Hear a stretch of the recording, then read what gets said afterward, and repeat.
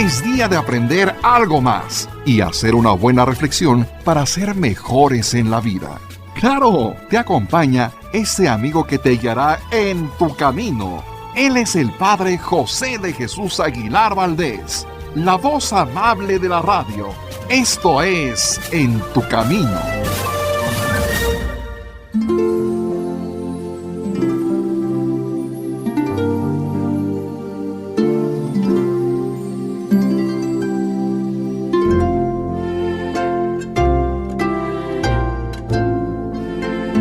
¿Qué tal, amigos, amigas? Vamos a continuar en esta sección del programa respondiendo a tantas preguntas que ustedes tienen acerca de la fe. Todos nosotros hemos escuchado hablar del Vaticano. Hemos visto en muchas transmisiones de televisión esta maravillosa zona que se encuentra en Roma con construcciones de tipo renacentista y barroca, que son realmente un orgullo para la Iglesia, así como en México nos enorgullecemos de tener nuestras pirámides, nuestros sitios arqueológicos. Como cristianos también nos tenemos que enorgullecer de esto que es patrimonio de toda la Iglesia, que son unas construcciones maravillosas, particularmente la Basílica de San Pedro. Y la primera pregunta de hoy es: ¿por qué la Iglesia tiene su sede en el Vaticano y no en Tierra Santa? Y es una pregunta que me parece muy interesante porque, bueno, si Cristo predica en Tierra Santa, si Cristo nace en Tierra Santa, muere en Tierra Santa, ¿por qué no se respeta el tener el punto central de la fe allá? Vamos a responder puntualmente. Mira, los cristianos tuvieron que huir de Jerusalén porque fueron primero perseguidos por los judíos. Si los cristianos se hubieran quedado en Jerusalén todo el tiempo, pues los judíos los hubieran aniquilado. Recuerda que comenzaron aniquilando a San Esteban y hubo una persecución que más tarde continuó San Pablo. Lo bueno es que San Pablo se convierte después a la fe. Pero los cristianos tuvieron que huir de Jerusalén por esta persecución de los judíos. Más tarde tuvieron que huir los judíos y los cristianos de aquel lugar, ya no solamente los cristianos, sino también los judíos, porque la ciudad donde murió y resucitó Cristo fue destruida por el Imperio Romano en el año 70 después de Cristo. ¿Por qué fue destruida la ciudad? Incluso Cristo ya había anunciado esta destrucción, pues porque el Imperio Romano había visto que en aquella zona había levantamientos, guerrillas en contra del propio Imperio Romano. De hecho, a Cristo lo crucificaron porque pues pensaron que era un guerrillero que estaba en contra del Imperio Romano cuando dijo: yo soy rey de los judíos. Y como los romanos no querían a nadie que se pusiera a la altura del César, inmediatamente sabían que alguien quería hacerlo, lo aniquilaban en forma de crucifixión. Pero como las cosas empezaron a ser cada vez más fuertes y cada vez más candentes y los romanos estaban cada vez más en contra de la presencia de los romanos en aquel lugar, el emperador Tito, bueno, primero su papá, pero después ya Tito como emperador, se va a encargar de tener una política anti-judíos y también anticristianos, de tal manera que Tito entra a aquella ciudad y la destruye hasta que no queda piedra sobre piedra. De hecho, lo único que queda de lo que era el muro de Jerusalén es un muro que se encontraba en las orillas y es a lo que los judíos le llaman el muro de las lamentaciones. Por eso es que ellos van a llorar la destruida de Jerusalén, la destrucción del templo ante aquel muro que por eso exactamente se llama el muro de las lamentaciones. Así que esta es la razón por la que se abandona Jerusalén. Después, cuando Pedro y San Pablo son martirizados en Roma, los primeros cristianos decidieron tomar la capital del imperio, es decir, Roma, como el centro y sede de la iglesia, porque allí estaban los príncipes de los apóstoles, los más importantes de los apóstoles, y aunque los cristianos hubieran querido regresar a Jerusalén después, cuando ya se volvió a construir un poquito después de la destrucción del año 70, no hubieran podido. ¿Sabes por qué? Porque los musulmanes ocuparon aquella región. Y aun cuando los cristianos quisieron retomar aquella región con las famosas cruzadas, enviando a caballeros que sacaran a los musulmanes fuera, pues no tuvieron éxito. Y los musulmanes, desde que llegaron a aquel lugar, se adueñaron de muchos espacios, tal y como lo siguen teniendo hasta ahora. Te voy a poner un ejemplo. Si tú quieres entrar a la tumba de Lázaro, le tienes que pagar a los musulmanes para entrar.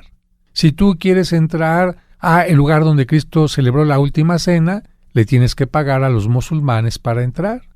Hay muchos lugares de Tierra Santa que aun cuando los padres franciscanos han ido recuperando poco a poquito, siguen estando en manos de los musulmanes porque ellos ocuparon aquel lugar. Y no solamente lo ocuparon, sino que destruyeron muchísimas cosas. Por ejemplo, destruyeron santuarios que los primeros cristianos habían hecho y lamentablemente por eso no tenemos muchas construcciones tan antiguas en aquel sitio. La única más antigua que tenemos es la que se encuentra sobre el lugar donde nació Cristo, sobre la gruta de Belén.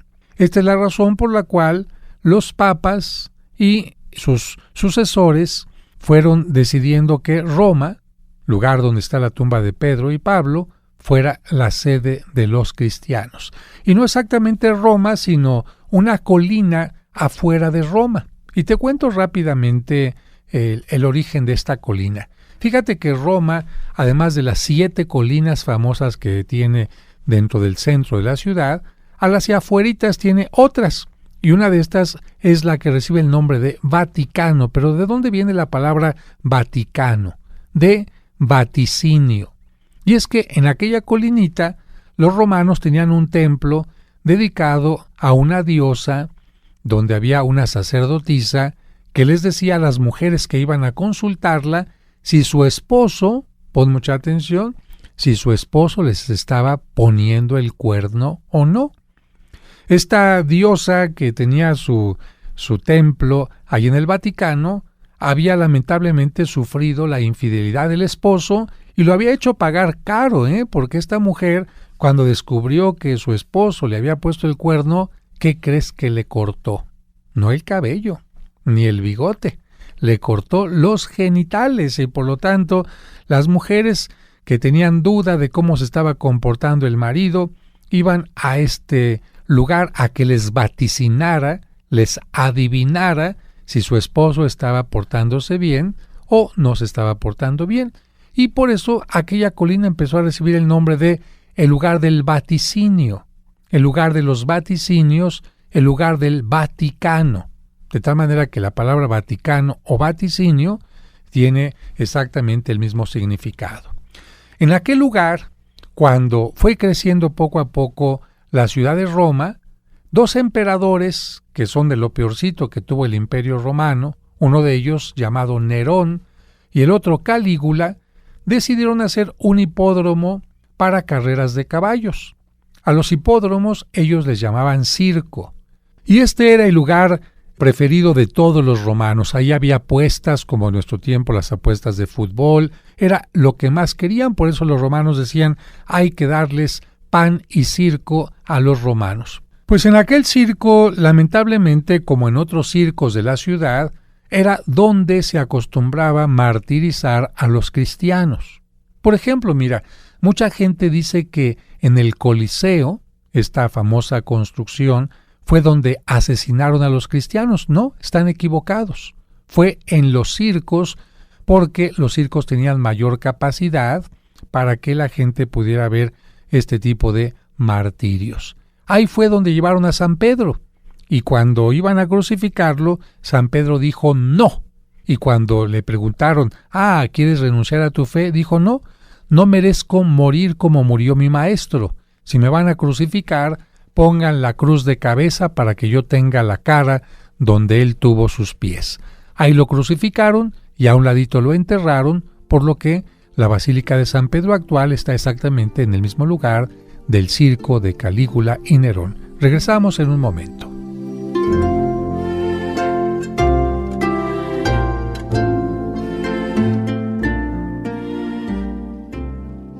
En tu camino, un programa para encontrar la meta.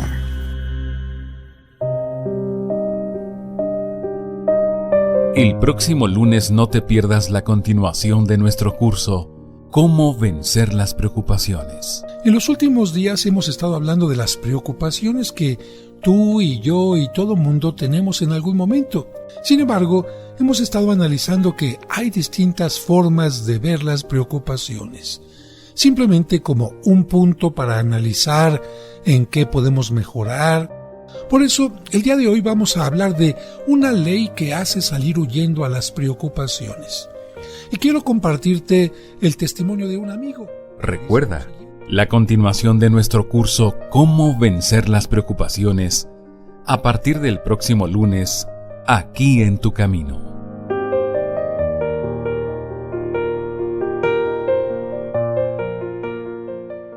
En Jesús puse toda mi esperanza, Él se inclinó hacia mí. Cristo siempre ha llamado a personas para que colaboren en su misión.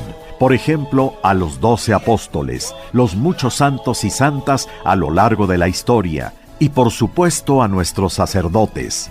¿Te sientes llamado a vivir los grandes ideales de Cristo y te gustaría estudiar en el Seminario Conciliar de México?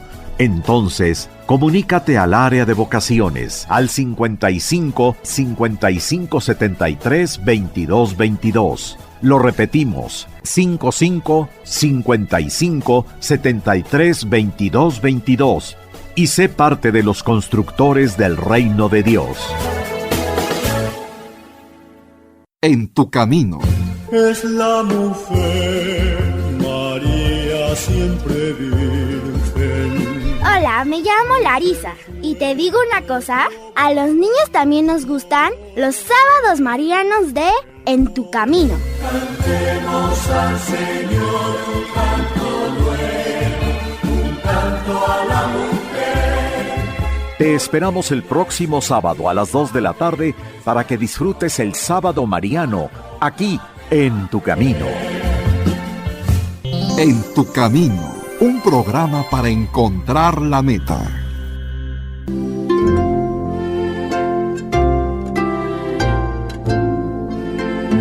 Gracias por continuar conmigo en este programa En tu camino, donde estamos respondiendo algunas preguntas que tienen que ver con tu fe y con el pensamiento de la Iglesia.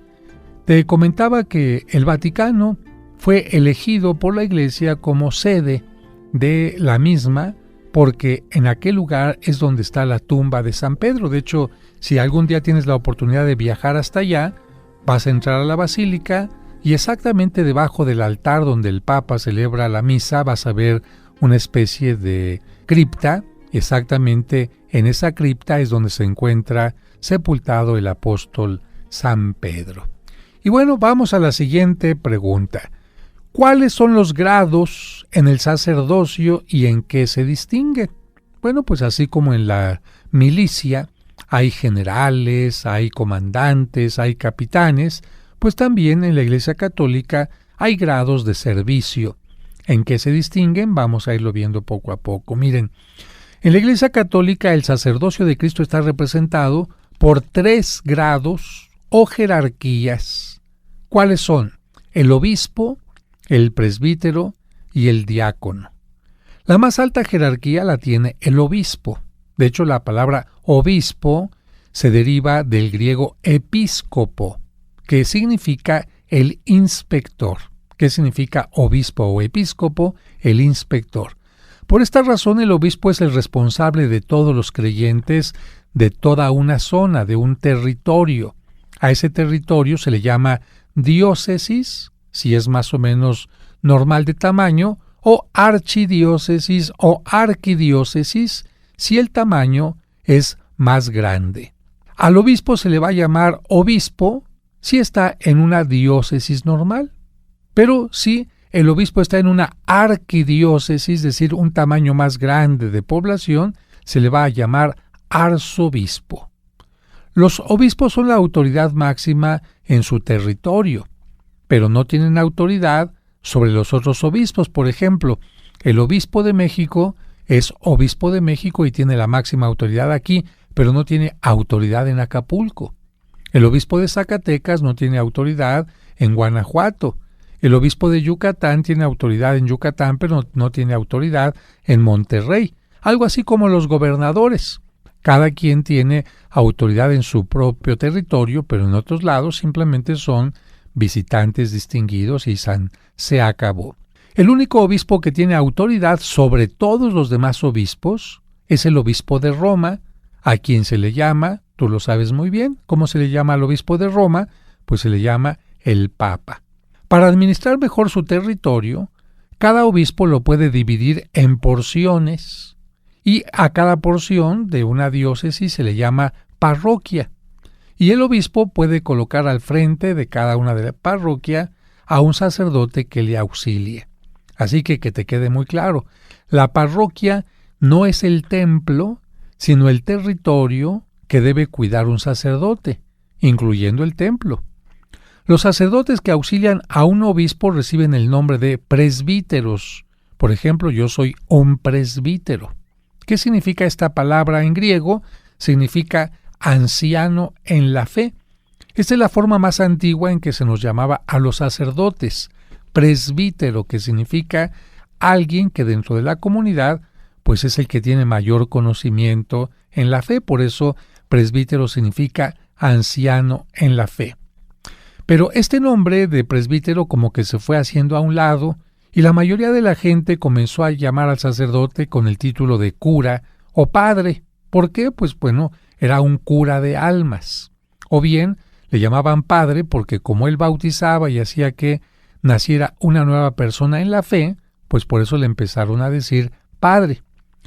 Si un sacerdote o presbítero está al frente de una parroquia, recibe el título de párroco. Pero si no es el responsable de esta, sino solamente el ayudante del párroco, el sacerdote recibe el título de vicario, que significa representante. Por otra parte, además del sacerdocio del obispo y del presbítero, existe un tercer grado, que es el del diácono. ¿Qué significa diácono? En griego, diácono significa servidor, y el diácono está al servicio del obispo y del presbítero. Ahora, ¿qué diferencia hay en estos tres grados, obispo, presbítero y diácono, a la hora de los sacramentos? Miren, el obispo puede administrar todos los sacramentos. Por lo tanto, es el único que puede ordenar sacerdotes. La ordenación sacerdotal es un sacramento. Y también puede ordenar obispos. Al obispo le corresponde dar el sacramento de la confirmación. Tú en una iglesia puedes ver que el sacerdote da todos los sacramentos, pero cuando va a haber confirmaciones tiene que ir el obispo.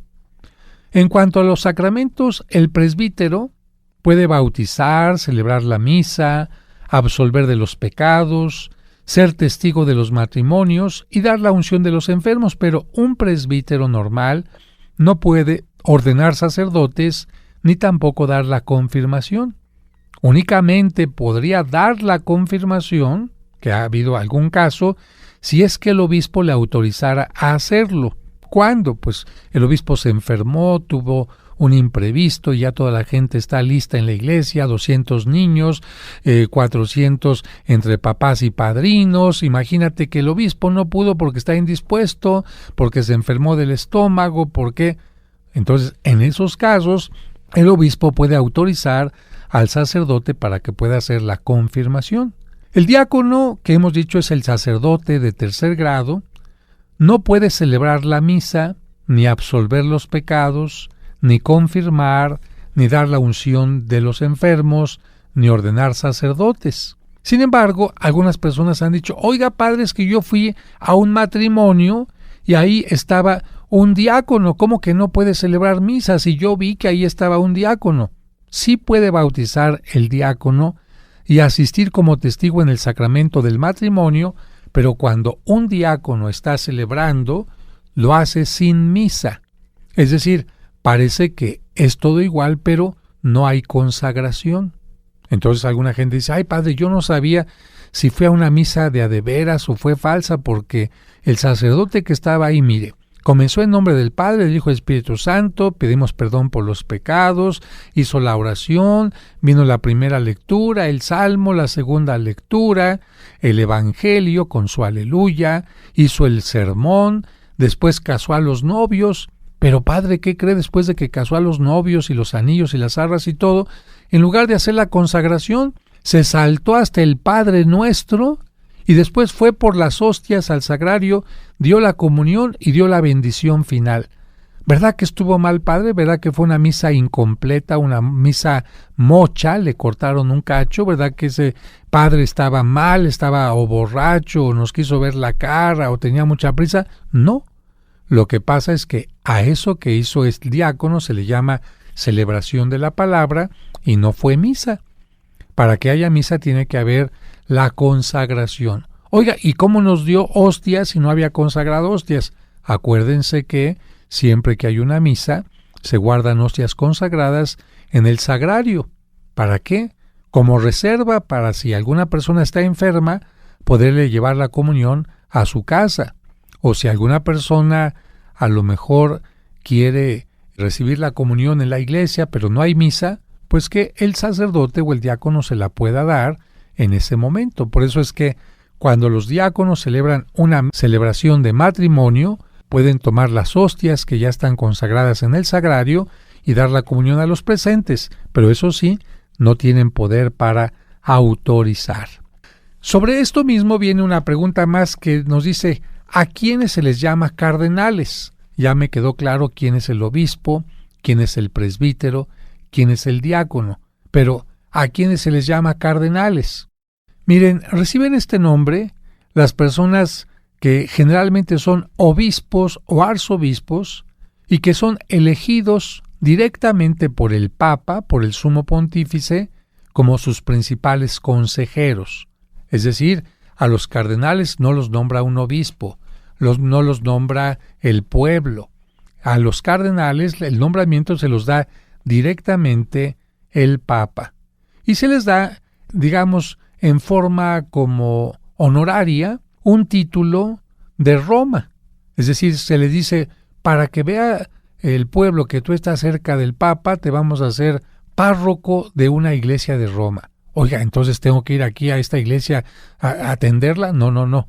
Hay un sacerdote que la va a atender. Usted simplemente va a tener el título como un honorario que está atendiendo y ayudando al Papa. Y cuando muere, sabemos todos, cuando muere un Papa, la iglesia queda en manos de los cardenales, particularmente de el cardenal de mayor importancia. Entre los cardenales que cuenten con la edad canónica, que puede ser de 75 años o menos, se elige al nuevo Papa y hay que recordar que la vestimenta de los cardenales es de color rojizo naranja. En México tenemos varios cardenales. Durante mucho tiempo tuvimos solamente a uno. El primer cardenal que existió en toda la República Mexicana fue el cardenal Garibi de Guadalajara, después el cardenal Miranda de México, y ahora tenemos un cardenal en Monterrey, tenemos un cardenal en Guadalajara, tenemos otro cardenal en México y otro en el Vaticano que está sirviendo al Papa.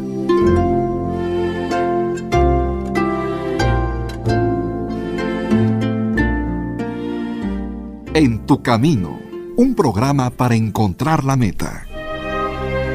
Mayo es el mes dedicado a las mamás. Y si tú quieres que se aplique todo un mes de misas por tu mamá difunta, para dar gracias por sus beneficios y pedir por su eterno descanso, puedes solicitar las misas gregorianas en la parroquia de San Cosme y San Damián. Informes al 55 55 66 7744 y al 55 57 05 59 39. Anota a tu mamá y haz oración por ella siempre. Seguimos acompañándote en tu camino. Ya volvemos después de la pausa. En tu camino, un programa para encontrar la meta.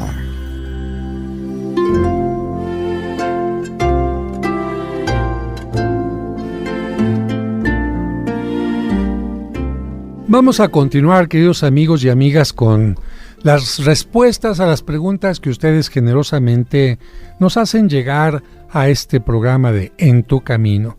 Seguramente ustedes han visto en algunos automóviles un pececito, especialmente hecho con unas cuantas líneas. ¿Y ustedes qué creen?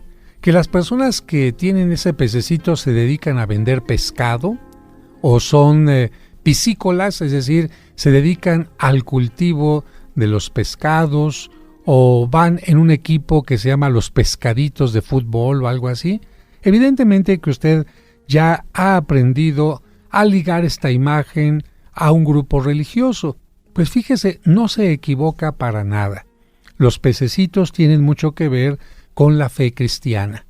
Y de hecho, la pregunta que nos llega es, ¿por qué el pez es signo de los cristianos o es signo de Cristo?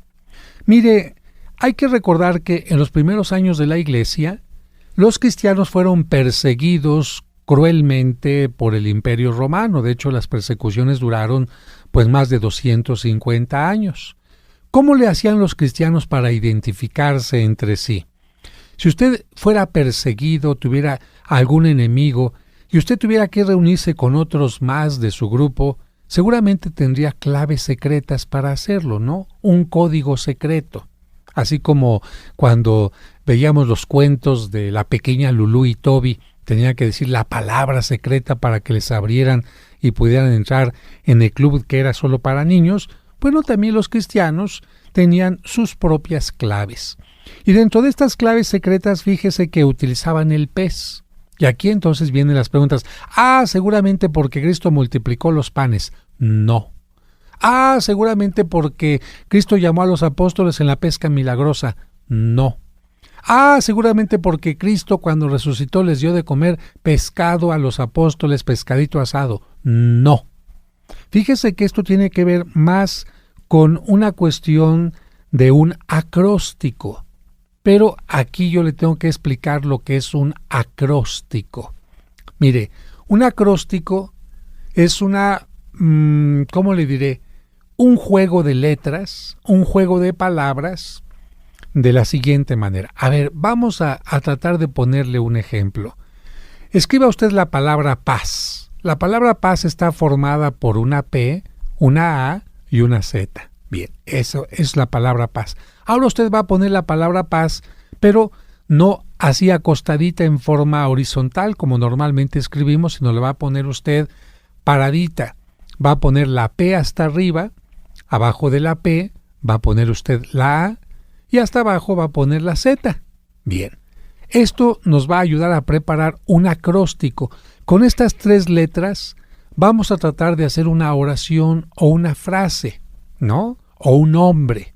Por ejemplo, si yo pongo Pedro, Antonio, Zapata, ¿qué salió de la letra P de paz?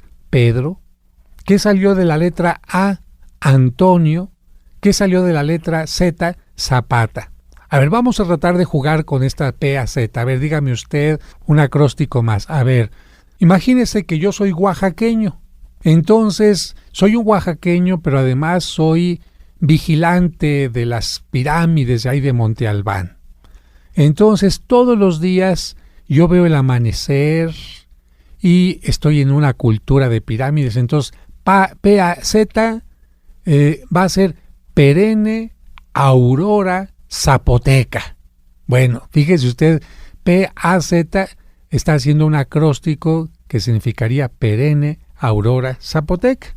Muy bien, ahora le voy a explicar un poquito. ¿Sabe cómo se dice usted pez en griego? Seguramente me va a decir que no, porque normalmente no utilizamos palabras griegas, aunque algunas sí las utilizamos. Por ejemplo, bautismo es griego, eucaristía es griego, Irene es griego. Pero bueno, pez en griego se dice ictus. Ictus se escribe ictis. Y fíjese que los primeros cristianos de esta palabra ictis, que es pescado, fueron poniendo las palabritas, así como yo le estoy diciendo, paraditas. La primera palabra que pusieron es la I, y de esa palabra sacaron la letra Jesús, que significa Jesús. Después pusieron la letra C, porque estamos hablando de la palabra ictus, acuérdese. La letra C, de ahí sacaron la palabra Cristo. Después la letra T, de ahí sacaron la palabra Teu, que significa de Dios.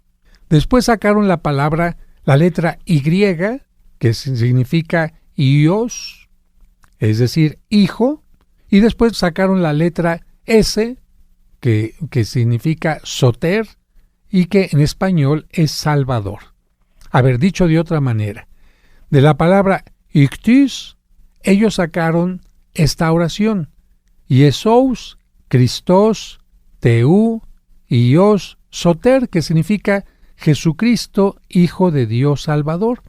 De tal manera que cuando los primeros cristianos, no los cristianos de ahora, porque ellos dicen que ellos inventaron este pececito, no, esto la Iglesia Católica lo ha tenido desde siempre. Cuando ellos ponían un pececito en las catacumbas o en el lugar, significaba que estaban diciendo: creo en Jesucristo, Hijo de Dios, que es mi Salvador. Esto es lo que significa un pececito. Muchos pues no saben hablar griego, muchos no saben estas palabras griegas, pero al poner un pececito saben que están hablando de Jesucristo. La siguiente pregunta que nos hacen es: ¿qué es el diezmo?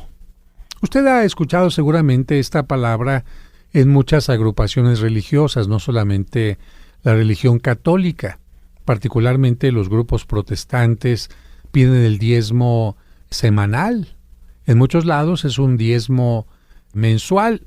La Iglesia Católica lo pide solamente una vez al año. Pero ¿en dónde está fundamentado esto o qué es el diezmo? Mire, si queremos irnos a la Biblia, vamos a irnos al libro del Génesis, el primer libro de la Biblia.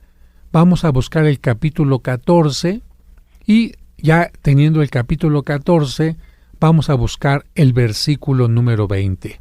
14:20 del libro del Génesis. Y ahí se nos dice que el diezmo es la 10ª parte de los bienes de una persona que se ofrece a Dios.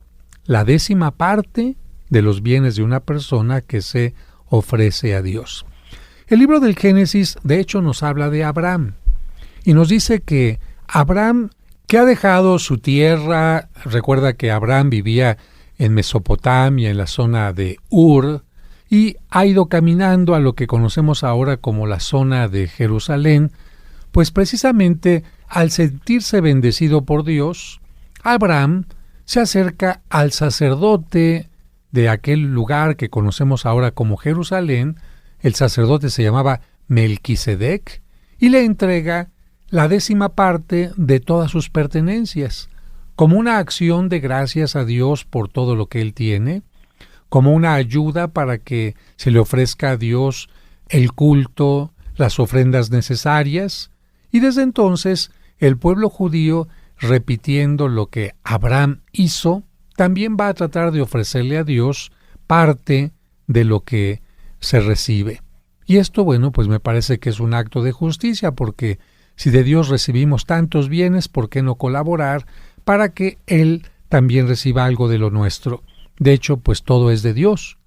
Pero alguien diría: oiga, pero si Dios es dueño de todo, ¿para qué le tengo que ofrecer algo? Mira, en realidad a Dios lo que le ofrecemos es lo que va a utilizarse en su culto.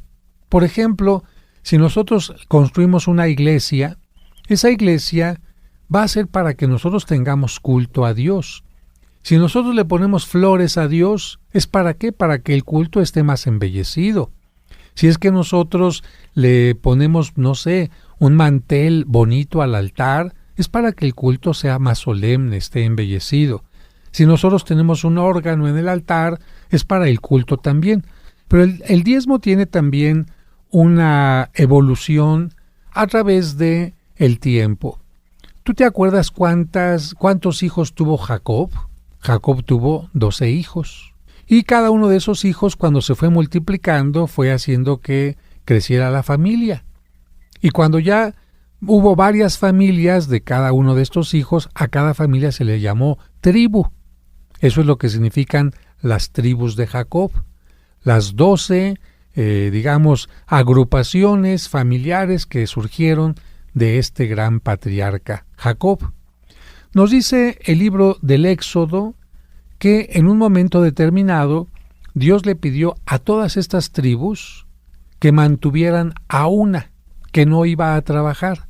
Todas las 11 tribus a trabajarle duro, pero una no. ¿Por qué crees que no iba a trabajar esta tribu? Porque Dios le pidió a esta tribu que se dedicaran exclusivamente a todo lo que tuviera que ver con el culto. Es decir, que se dedicaran a limpiar el arca de la alianza, que se dedicaran a hilar el velo que cubría el arca, que se dedicaran a cuidar los libros que entonces eran como su Biblia, y que se dedicaran a escribir los himnos o a escribir los cantos, las oraciones que se dedicaban a Dios, y que se dedicaran a orar por el pueblo también durante todo el tiempo. Por eso generalmente el diezmo tiene que ver con el culto, pero de esto voy a continuarte hablando al regreso de un breve corte.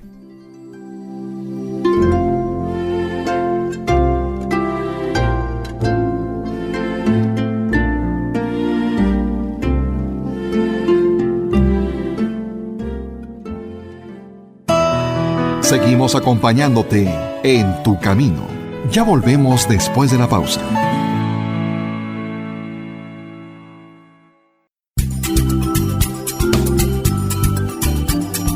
Estás escuchando En tu camino. En tu camino. Con el Padre José de Jesús Aguilar Valdés, la voz amable de la radio.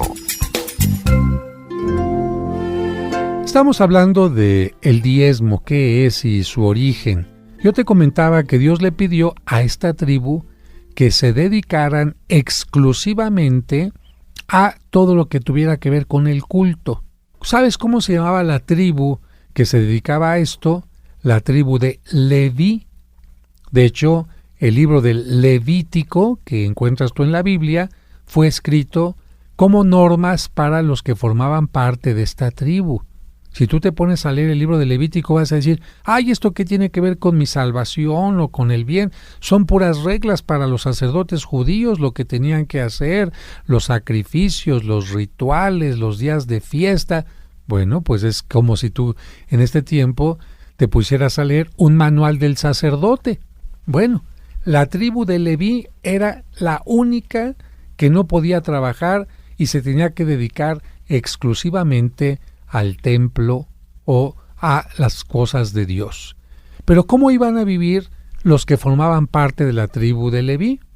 Por dedicarse al templo no sembraban el campo, por dedicarse al templo no podían ir a pescar, por dedicarse a lo sagrado no podían ellos criar animales, por dedicarse al templo no podían tener ningún oficio.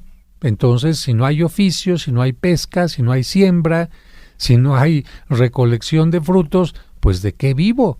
Precisamente como se iban a dedicar totalmente al culto a Dios, las otras 11 tribus tenían que darles su sustento, y las 11 tribus tenían que darles el 10% de lo que iban recolectando.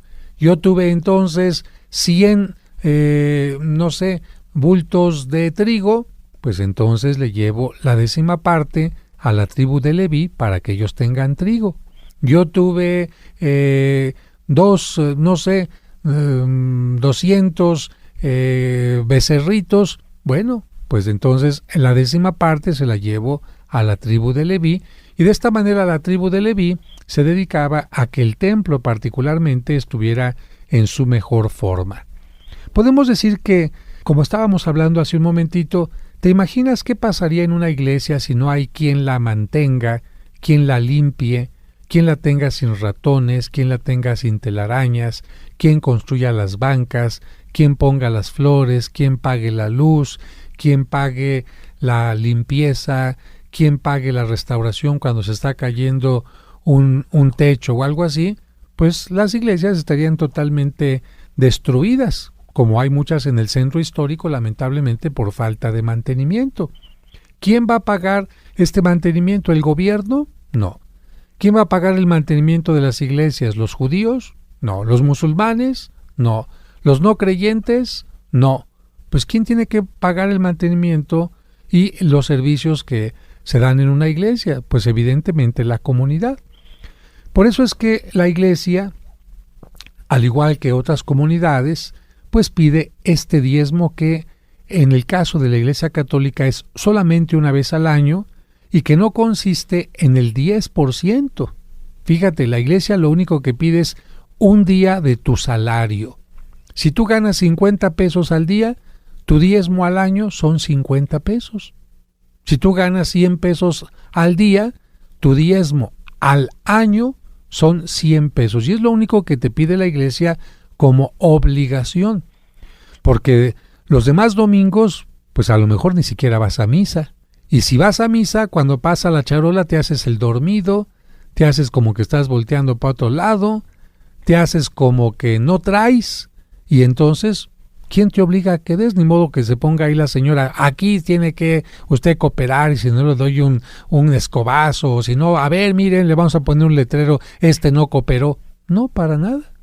En la iglesia no se te obliga a que des nada, por eso se llama limosna exactamente. ¿Y qué es lo que hace la iglesia con este diezmo? Mira, lo que hace la iglesia con el diezmo es ayudar a la pastoral en las cárceles. ¿Qué otra cosa hace? Ayudar a los sacerdotes ancianos. ¿Qué otra cosa hace? Pagar los gastos para la procesión de la fiesta del Corpus Christi. Y pagarle a los empleados que trabajan en el arzobispado. Porque los empleados no creas que llegan, pues yo vengo a trabajar de gratis, porque soy muy creyente y vengo a trabajar 8 horas contestando los teléfonos, o vengo aquí a trabajar 8 horas diarias en el archivo de Agorra. No, pues los empleados del arzobispado, como cualquier otro empleado, necesita también un salario, un seguro social, un Infonavit y muchas otras cosas más. Esto es con lo que podemos decir que el diezmo pues se va gastando cada año. Pero una cosa muy interesante, ¿sabes cuántos católicos cumple con el diezmo? Solamente el 15%. El 85% de los católicos no dan el diezmo ni siquiera una vez al año. La siguiente pregunta es, ¿qué diferencia hay entre el llamado clero secular y el clero regular? Hay padres que yo he oído de repente que un padre es del clero secular y otro del clero regular. ¿Esto qué tiene que ver? ¿Son como los rudos y los técnicos? ¿O por qué secular y por qué regular? Los regulares son los que están con un promedio de 8 y los del secular son con un promedio de 10. O regulares son porque están medio y los del secular que están muy bien. No, en realidad se refiere a otras cosas. Mira, clero somos todos aquellos que formamos parte de la iglesia, pero como sacerdotes. Es decir, el papa es clero, el obispo es clero, el sacerdote es clero, el diácono es clero. Las monjitas, ellas no son clero. Los monjes tampoco son clero. Podemos decir que clero solamente sacerdotes, obispos y diáconos. Comúnmente se llama clero secular, fíjate, secular, a todos los sacerdotes que dependemos directamente de la autoridad de un obispo y nos regimos, por lo tanto, por las normas del obispo. Y el obispo, evidentemente, depende de las normas del Papa. Yo soy, por ejemplo, del clero secular porque dependo del obispo directamente. A diferencia de los sacerdotes que dependemos del obispo, hay otros sacerdotes que dependen no del obispo, sino de un superior general, de una comunidad religiosa, por ejemplo, los franciscanos. Los franciscanos no dependen de un obispo, sino de su padre superior. Los dominicos, de su padre superior. Los agustinos, de su padre superior. Los combonianos, de su padre superior. Los carmelitas, de su padre superior. Los del Opus Dei, pues en gran parte de su padre superior. Y así. Entonces, esta es la gran diferencia. Los sacerdotes del clero regular estamos obligados a trabajar únicamente en una determinada diócesis o arquidiócesis. Por ejemplo, si yo soy sacerdote del clero secular de la Arquidiócesis de México, solamente puedo trabajar aquí en la Arquidiócesis de México. En cambio, los sacerdotes regulares los pueden cambiar de México a Chihuahua, y de Chihuahua a Aguascalientes, y de Aguascalientes a Acapulco. Y aquí hay una gran diferencia. Como nosotros, los del clero secular, vamos a trabajar solamente en esta ciudad, nos preparamos para esta ciudad únicamente, para ver la problemática de esta ciudad.